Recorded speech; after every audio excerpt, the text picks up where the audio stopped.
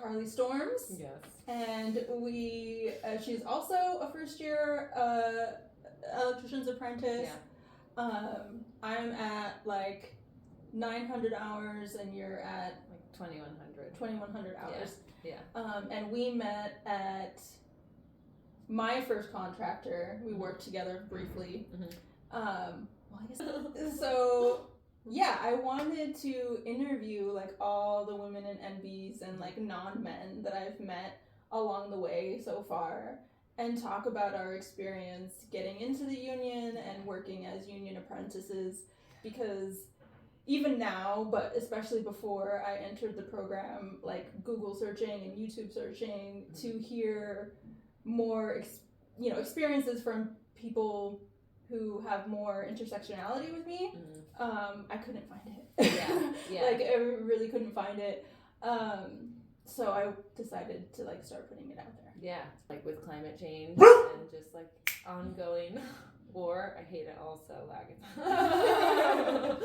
Like I just felt like I needed to like have a practical thing that I could do. Like I just felt like I had no skills and I was actually of no use to society. It was pretty sad, but also that kind of turned me into doing art stuff. But then also I feel like I'm an artist maybe first.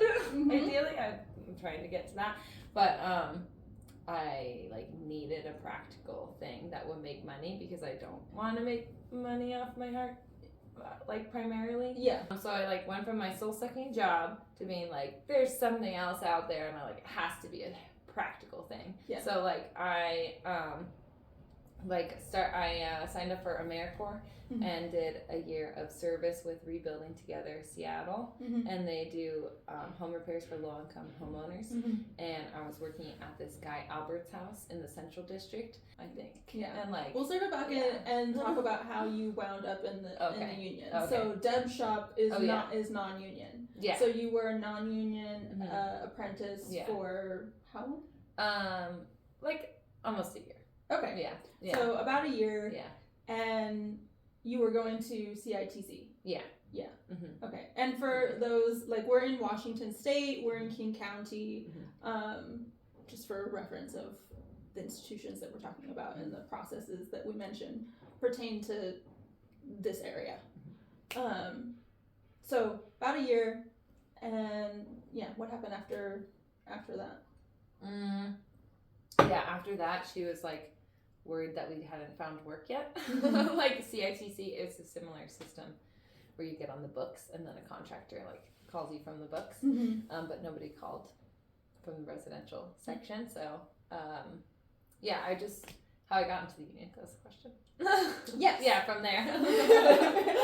I forgot for a second. I was like, I knew I started talking and I was like, no. So how I got into the union, it was just like I wanted to be in the union. I thought being a union apprentice would make me a better electrician. That I'd be the best electrician if I went into the union. Yeah. And I would have more power and say and more security in the union. So I just wanted to. And then Deb reached out to Artisan and was like, hey, I have a like experienced apprentice, and she's trying to join the union. So what's up? She also is interested in solar. So that's why I went to Artisan. And so then I just like got emailed and they called me, and then I went in for an interview and they were like, yeah, you could start whatever this day in January. And I was like, started. Yeah. Yeah, I remember when you started. Yeah. Because I was working as a stockman at the same place, and I remember your first day, and you seemed nervous, but you were like so endearing. Oh, that's good. And just like, I was glad to see another, non-man. Yeah. With Deb, when you were in AmeriCorps, what was it about doing electrical that appealed to you and that you could see yourself doing? Yeah. It was like literally, I like had already had the seed planted that like I'm interested in the trades, whatever. I'm not exactly sure which one. Yeah. And it literally just worked. I mean, it just kind of worked out that she would be down to train me, you know, and like it seemed like a nice environment to come into the trades. Like I didn't know how to use any tools. I know basic tools. Yeah. 'Cause my dad's a handyman, so I know a little bit because from working with him. But like, the work wasn't. It was like physical, but not like impossible. Like it didn't require brute strength. Right. Sometimes a little bit, yeah. But like in those first 2 weeks, it was like cut hole. It was like drill holes. And like pull wire. I was like removing knob and tube. And I was like, okay. And it was like exciting. It's like empowering to be like looking at a thing and then like you do the thing. Yeah. Yeah. like it doesn't just stay in your imagination. No. Yeah. It's very like, satisfying. Yeah. Yeah. It was really funny. Those first 2 weeks, like I went in like street clothes, like kind of like almost business professional clothes. Just like ripping out knob and tube and like drilling holes. Like yeah. Okay. And it was just like supportive. It just seemed like a supportive environment. Yeah. I also love that aspect about the work, like finding curious things and just being in people's homes. Like this very specifically residential work. Like I'm not interested in commercial work. Yeah. Like that is actually a very particular thing that I also love. Yes. It's like I found like a mummified mouse. I found a tiny frog skeleton. I will show you. And like recently, and someone's garage, like intact. Yeah. Frog skeleton. They're just like, and I was like, to the owners, I was like, do you guys want this? And they're like, no. They're so weird. And I was like, it's mine. Yeah. And now it's on my altar, so it's like it's like a way of honoring the life around you. That's such a weird and it's just also just like these reminders of all the stories that you don't know. Yeah. And that you just have these little clues to. Yeah. Like there's a whole story that was going like circling back to what you said about residential specifically, like the reason that I chose residential over commercial was like during I did a pre-apprenticeship to get into the trades and eventually into the union, and we got an opportunity to visit quite a few ongoing construction sites, like big commercial sites. Yes. We got to visit the Microsoft site, which was bananas. Yeah. Like I was like, I don't ever want to come here again, let alone every fucking day. Yeah. But but I'm glad that I got that exposure because I was like, this is what a commercial environment is going to be like more often than not.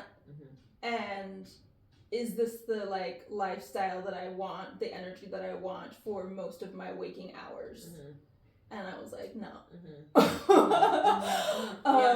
No, it's not. Yeah. And it's not that there's anything like inherently bad about the environment. I just,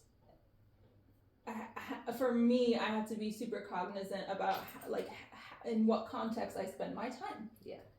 Because it affects everything. Yeah.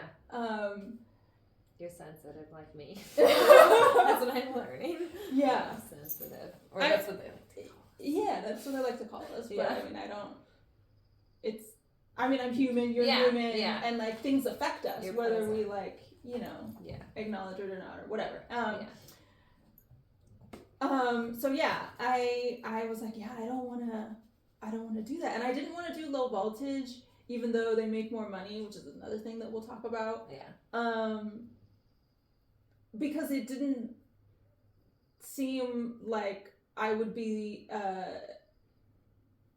like I would have access to learning a significant spectrum of electricity and being an electrician. Like it's very narrow, the scope that low voltage does. Yeah. And part of the reason that I chose being an electrician was because I need to be constantly exposed to learning new stuff. And it's not that you can't learn new stuff in low voltage because they're coming out with new technology that they have to learn all the time. But like, it's still within that narrow scope, and I wanted more of a field to play in, you know? Like, intellectually, creatively, like, I just need that. So, I forgot where I was going with, residential. See? It's fine. Everything's fine.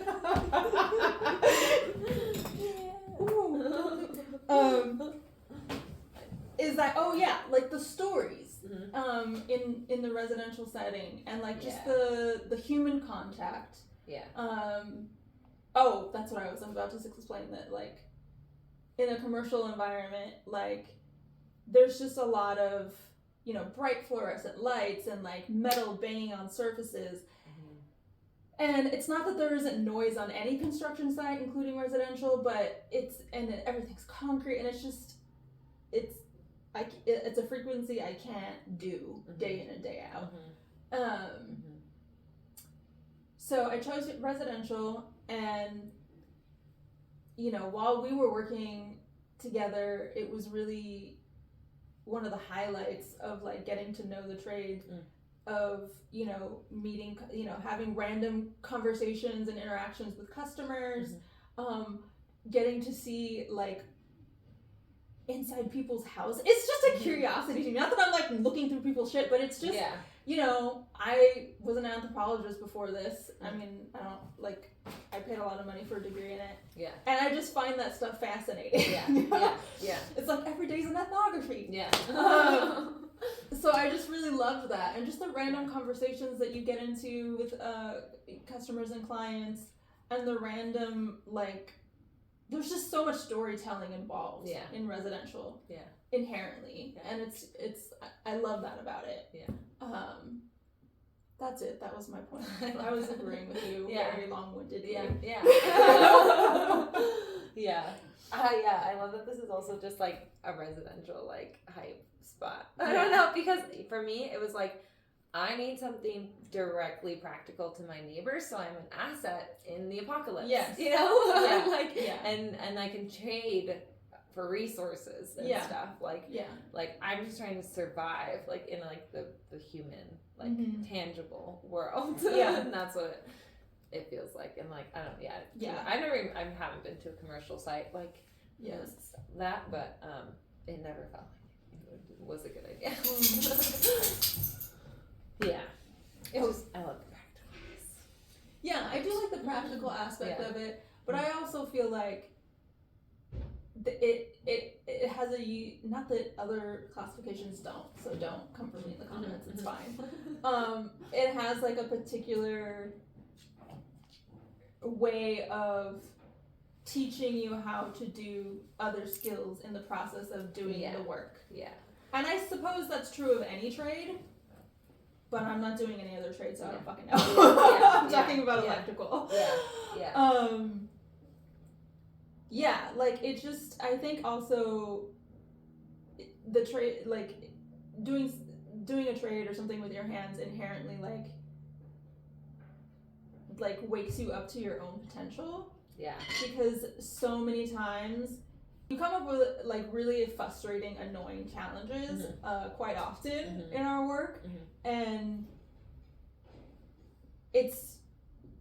I feel like it's just like kind of a blessing that it's now part of my daily practice, whether I want to or not, to like manage myself and my emotions when shit doesn't go according to plan, or doesn't work right, or breaks, and I have to fix it.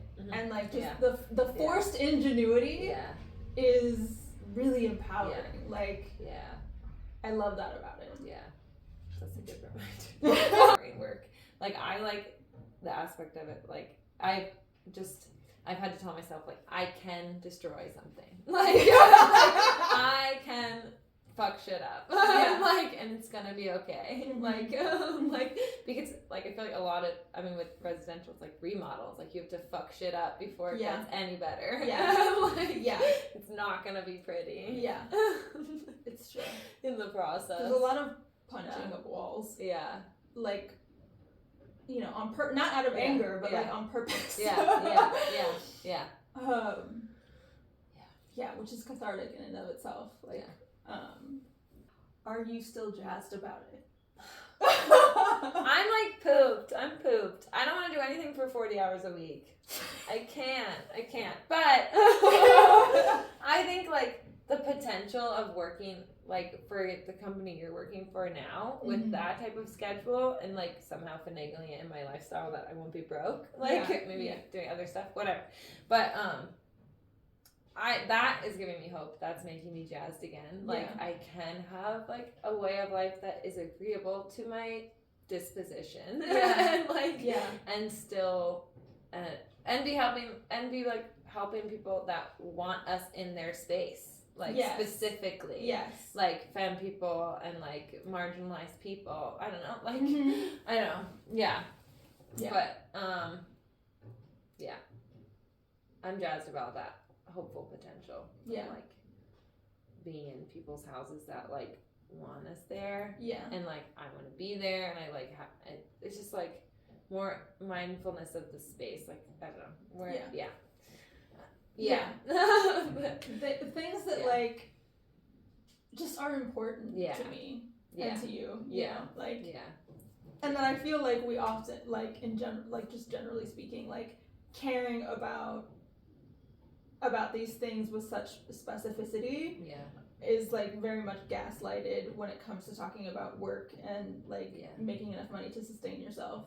And I know for me, like it's been like a constant battle in my head about like, you know, feeling guilty about not being willing or having a very low tolerance for like traditional normal work environments and like the unnecessary levels of fuck shit. And that's not to say that fuck shit doesn't exist in the trades. It definitely does. And I think that's why queer businesses in this space are so important and that we need more of them. Because these things do matter to people, and there is, you know, market share for that. Not that I give a shit, but like, you know what I'm saying? Every time I go to not every time, a lot of times, it's like people are just so glad that it's a woman, or like, I'm like. Anytime. And those little things they keep you in it. I mean I feel like almost from the beginning, like I've teetered on the edge of being ready to give up. But it's like every time I get to that precipice, like I'm also like, I've never worked so fucking hard in my life. Like even when I had a business previous to this, and like, but it wasn't in the trades. Even that, like that, this is so hard, and not just like technically or physically, like just the fucking process and the mind fuck and the commitment, the apprenticeship. The apprenticeship, like, you know. I guess like it's easy to summarize it in like the apprenticeship, because the apprenticeship is like a whole ass experience. It's not just like a program that we're going through. Like our lives, we're fundamentally changing our lives. Honestly, I feel like I don't think I would have lasted if this was my first year and only year to work off of. I don't think I would. I don't know if I would have lasted. I mean, I've lasted this far. Maybe I give myself more credit. But it's been really hard this year working with pretty much only men, and like, and just like, and working 10-hour days, and waking up really early, and just like, I don't know. It's also just it's just an unrealistic, I feel like, for me. Like working expectation, like for most people. I feel that way too. And I'm also just like, I mean, not in a like coin flip kind of way. I just mean in addition to, like, I'm also just like, holy shit, I'm doing this. Like, this is fucking bananas. This is ridiculous on so many levels. And I'm doing it. Learning just the really basics Yeah. around 2 other women. Yeah. You know, like, that was just really helpful Yeah. environment to be in, especially as like someone who's generally distrustful of men, and like one of the main reasons I just thought I would never get into the trades is I was like, I just can't be, that's scary to me. Yeah. Like, to be around that many men and like all the time, like I don't know. I'm like, I've always had good men in my life, like, but whatever, I think it's ancestral shit. It's like, no, it's like DNA. Yeah. Known trauma. Yeah. Men danger. People danger. Not in like my lived life experience, but like yeah, I mean, either way, like, it's like we're laughing, but it's like trauma laughter, haha. Yeah. And that's not to bash men either. It's like, you know, you can also do something about that. Yeah. And I've worked with great men also. I haven't been, like, it's... Oh, so, same. Mostly I've been great. Yeah. You know? It's Yeah. just, Same. But, I was surprised about that too. Yeah. I was like similarly like bracing myself for it to be like bad. Yeah. And I have so far really lucked out, I think, with the men that I've worked with and that, you know, have trained me and helped teach me. Like, really lucky. So, but on the flip side, you know, you had that supportive environment that you got to start with, and I'm now, it's like the opposite. Like, we worked at the same place, and then I got laid off, and I worked for one other place briefly before starting at Tribal Electric, and it is a queer women owned and operated residential electrical shop in Seattle. And it's fucking amazing. Like, it's such a fucking paradigm shift to be working with other queer people and largely for queer and LGBT clientele. Like, it's it's great. I mean, and I think that finding them when I did was like, you know, I mean, it's cliche to say in hindsight, but like perfect timing, because I also was just like, I was at one of those edges, you know, and I was just like, I can't, and I didn't even feel like, and you know, not to like compare, but I did like, you know, have to fight like gaslighting myself. Well, other people at other places are having, you know, harder experiences or worse experiences, like, so like, it's not that bad, and you know, that whole narrative. But I was just, I can't you know, dispute that it was like actually really uncomfortable. It was really uncomfortable, and it was, you know, it was stressful.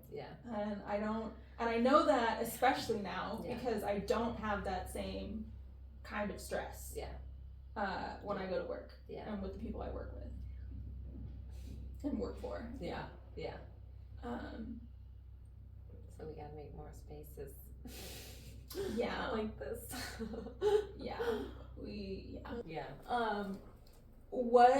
What do you wish you knew before you started?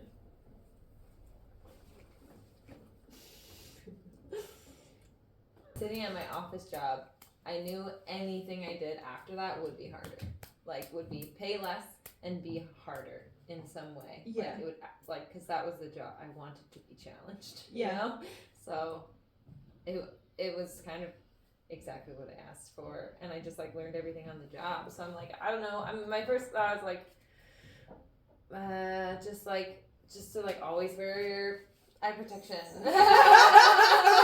Like, just like literally always wear your safety glasses at work and gloves. If that's one message that I hope that leaves this. I have to be better about that. I'm great about the gloves thing. I'm not great about the glasses thing. Like, I have lost an eye twice, almost now. I've almost lost an eye like twice now.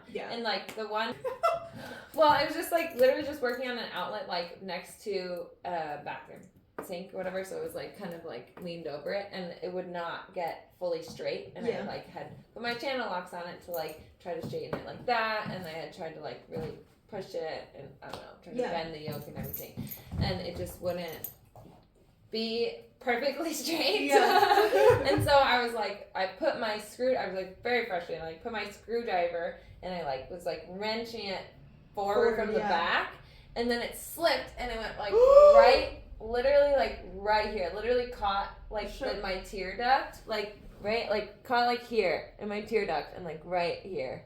It was insane. I was like, yeah, it was very scary. It could have been so bad. Very scary. Okay. I easily could have lost an eye. I was literally this close. Yeah. Like this close. Yeah. Okay. I'm gonna order my goggles as soon as this is over. And it's just like shit that you just like, I'm just working on an outlet. Right. Nothing's gonna jump out and get me. Right. Like it's like it's like trim, finish. Yeah. Mm-hmm. Like, but like there are little moments. It's just like if you're getting frustrated, really pause. Just be like, what's gonna happen if I keep I do this? Like if I had really paid attention to the trajectory of my screwdriver, like if I'm looking right at it, that's right to my eye. Yeah. You know, and it's really scary. And so I was pretty good after that, and like I wear my safety glasses pretty much all the time. But like just like a few weeks ago, it was like at the end of the job, we were trying to get out of there, and like I was just cutting some Smurf tube with a Sawzall, and which is like such a hilarious tool to use for plastic, but I was like holding the Smurf tube and then doing that, and I was like in my head, I'm like, I know my safety glasses are on top of my head right now, oh my God. But I'm just trying to do this real quick. Yep. That's always the real quick. Those are the famous last words. Yeah. And so like zip, and then literally the Smurf tube came up and punched me right in the eyeball. I think this eyeball. Punched me right in the fucking eyeball. And if I had cut it like more like this or something, like it could have been sharp. Yeah. Like thank God it wasn't sharp at all because I did a good cut or whatever the fuck. like it punched me right in the eyeball. Wow. Like it felt like sore, like bruised after. Oh my God. Eyes can take a lot, but like no, they can't. No, they can't. They're actually very fragile. So you're gonna hence eye protection. Yeah, I am actually. Fuck. So those serves be your warning because like shit jumps out at you. Yeah, that is. So take into account, especially when you're in a rush, especially when you're frustrated. But generally, just always. Like, if you're always wearing them, you can get frustrated. You can be in a rush. At least you won't lose an eye. Yeah. You might lose a finger or something else. But just be careful. Oh, God. Just save your time. Definitely have my issues with the union apprentice program. Yeah. And I would only recommend it in, like, specific circumstances. Not just in general. Mm-hmm. Because I do think that being in the union as a tradesperson is like the way to go, like for like your career span and the benefits and the power. Yeah. So yeah, but there's room for improvement. Yeah. Which is just what it is, and it's not like an inflammatory thing to say, I don't think, because like unions are like any other organization or institution. They're like made of people, and people are flawed. And like the whole point is to like continue to try to make a more perfect union.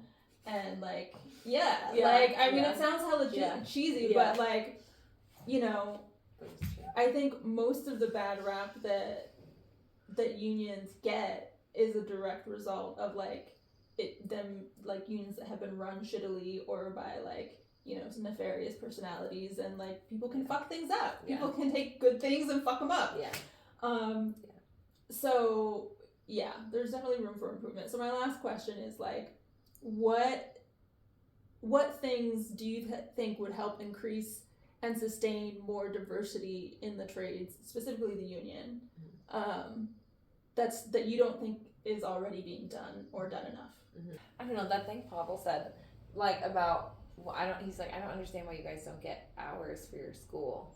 Like, I don't either. Hours as in paid hours. Yeah. Or like even hours towards your apprenticeship, even not paid, but towards your apprenticeship. Like you're literally in school. Apprenticeship school. Yeah. But you have to get 4,000 work hours also. Yeah. Like, what's the point of having so much school then? Yeah. I'm like, that's literally a state level change, which is usually where I feel like most impact happens. I don't know a lot, but. So, like, to clarify for people, so when we go to class and we go to work, obviously, and, like, we have to finish the apprenticeship, you need to accumulate a certain number of hours, and for our classification residential, it's 4,000 hours. And those are only counted when you when you work at the contractor. So like you don't get hours towards your towards your license for the hours that you spend in school. Really, I mean, they do, like, in the contract it says like 4,000 work hours, and however, what is it, 200 or 400 hours of class. It says that. Yeah. But like, it doesn't count towards your L&I hours, which is what you need to take the journeyman's test. Yeah. Is what I mean. Yeah. Is what we're talking about. Yeah. If it's only like 300 hours. Anyways, yeah, I'm like, that honestly is one thing I would change. I would have the school hours count towards the work hours, and then and have actual instruction for the full time that you're in class. Yeah, I think it's really hard too, because, like, again, going back to like residential and it being neglected basically because we don't have market share, even though the reason that we don't have market share is because we aren't organizing small residential shops to the extent that we could be.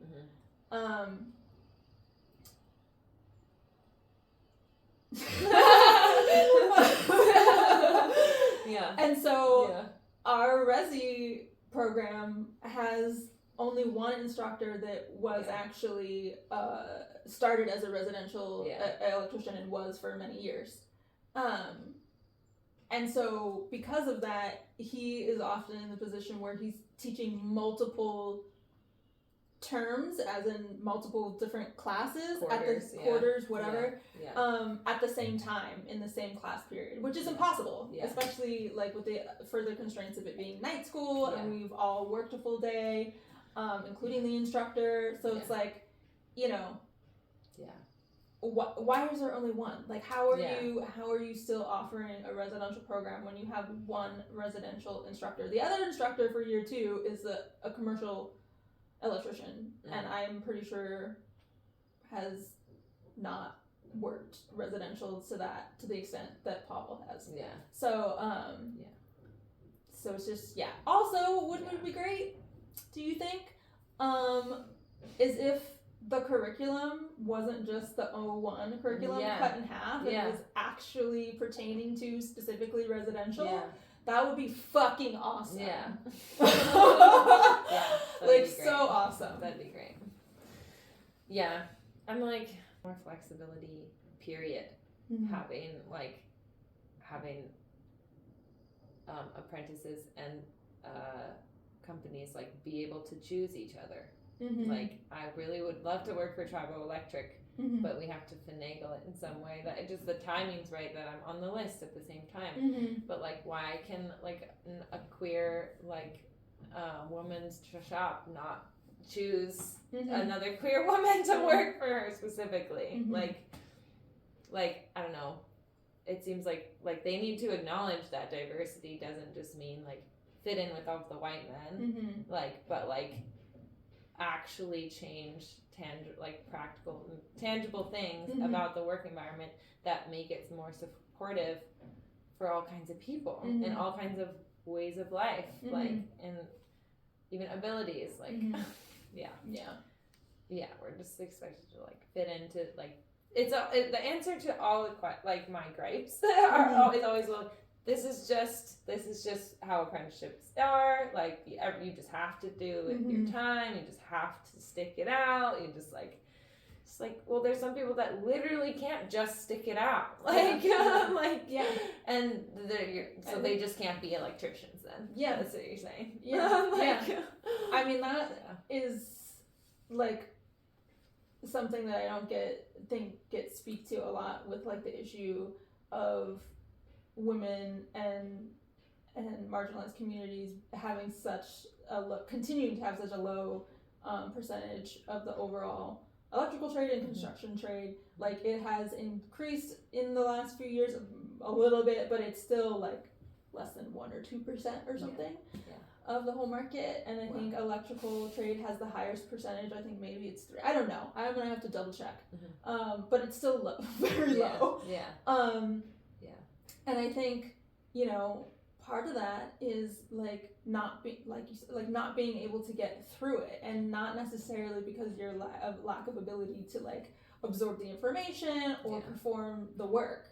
I feel like there's a severe lack of acknowledgement, not even a lack, like there isn't an acknowledgement that the barriers that women and people of color face in getting through these programs, finishing these programs and becoming tradespeople, are different.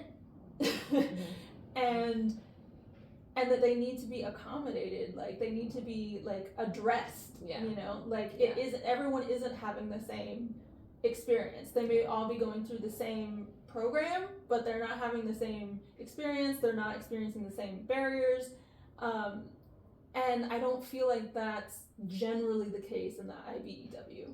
I feel like we talk a lot about diversity, equity, inclusion, and this is like an old song, you know, we talk about it a lot.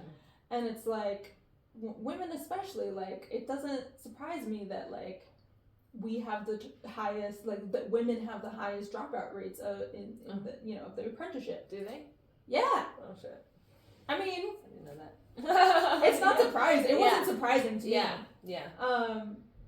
Because it's just, like, there's so many other factors that especially, like, I wouldn't even say especially, but there's unique challenges, like, you know, single women trying to get through the program, you know, people who don't have a partner or even, like, family and are, like, doing this on their own, you know, single mothers, like, you know, there's just a wide range, and I feel like we're not doing a great job of, like, collecting, again, the data, asking those questions, and getting the data about what exactly needs to be done to because it's not, I feel like we're, you know, not only the numbers low, but like, you know, the union is missing out on like a wide variety of talent, like arbitrarily and unnecessarily.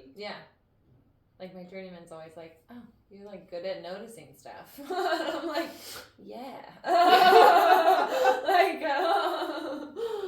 literally just acknowledging that people need different things and not forcing everybody to go through the same channel. Like it's like one way or nothing, you know? It's like that, it's just, it doesn't need to be like that. Especially if people really want like all kinds of people to be electricians. Not just people who are like, I don't know what they're expecting. I feel like they're expecting, it's just like so regimented, so like unnecessarily. It's just the state rules too. I think a lot of it's a state issue too. Union level stuff and state issue stuff, but the union can advocate on a state level. So yeah. And I do think that is, you know, one of the benefits of being part of a union. You know, having that some level of power. Or at least the ability to try to exercise it. You know. But that's, I'm like, I know your next plan is to start your own shop, right? So I guess like what are you gonna do with that? What am I gonna do being an electrician?